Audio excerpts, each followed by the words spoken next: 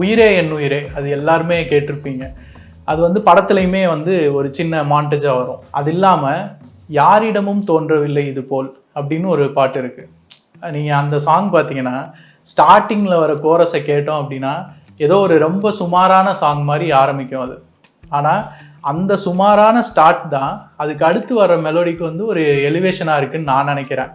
இப்போ இந்த சாங்கை எழுதுனது வந்து தாமரை ஹாரிஸ் ஜெயராஜ்ன்றது வந்து எல்லாருக்கும் தெரியும், நம்ம சொல்லவே வேண்டியதில்லை. அந்த காம்போ வந்து தமிழ் சினிமா மியூசிக் லவர்ஸ்க்கு கொடுத்த கிஃப்ட்ன்றது ரொம்ப ரொம்ப பெருசு. அதில் இந்த பாட்டு ரொம்ப முக்கியமானதுன்னு நினைக்கிறேன். சாங் தொடங்குறது இப்படி தான் இருக்கும். யாரிடமும் தோன்றவில்லை இது போல், நான் எனது ஏதும் இல்லை இனிமேல். ரொம்ப அழகாக தொடங்கும். இதை வந்து எப்படி சொல்லலாம்னா மலை சாரல், ஈரத்தென்றல், அல்லது சில பூக்காராக்கெல்லாம் பார்த்துருப்பீங்க. பூ லைட்டாக வாடி போச்சுன்னா கொஞ்சம் தண்ணியை அப்படி தொளிச்சு விடுவாங்க. தொளிச்சோடனே ஒரு சின்ன ஃப்ரெஷ்னஸ் இருக்கும் இல்லையா? அப்படி ஒரு ஃப்ரெஷ்னஸ் வந்து கொஞ்சம் ஓவராக தான் இருக்குது.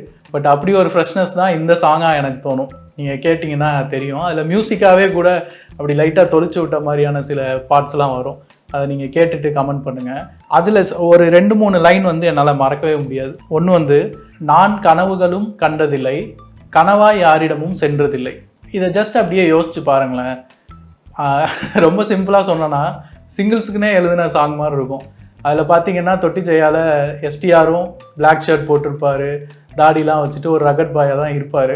அது வரைக்கும் இவங்க கனவுலையும் யாரும் வந்திருக்க மாட்டாங்க, இவங்களும் யார்ட்டையும் கனவா போயிருக்க மாட்டாங்க. இது வரைக்கும் என் வாழ்க்கையில் யாரும் இல்லை அப்படின்றத எவ்வளோ அழகாக சொல்லியிருக்காங்க பாருங்கள். தாமரை இன்னொரு ஸ்டெப் மேலே போயிருப்பாங்க. இந்த சொல்லும் இந்த கணமும் நிற்கட்டும், நம்மை வானம் வந்து ஈரக்கையால் வாழ்த்தட்டும்.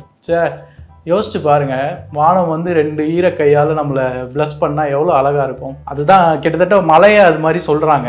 மலையை தான் வந்து அந்த ஈரக்கைன்னு நம்ம நினச்சிக்கலாம். ஒரு லவ் பண்ணுறவங்களுக்கு, லவ்வில் புதுசாக உள்ளே இருக்கவங்களுக்கு இதை விட என்ன அழகான லிரிக்ஸ் வந்துட முடியும். இப்போ இந்த சொல்லும் இந்த கனவும் நிற்கட்டும் வரும்போது இன்னொரு லைன் ஞாபகம் வருது. அது வந்து வாலி எழுதுனது. என்னன்னா, காலம் என்ற தேரே ஆடிடாமல் நில்லு, என்னுள்ளே கேட்டிருப்பீங்க இல்லையா?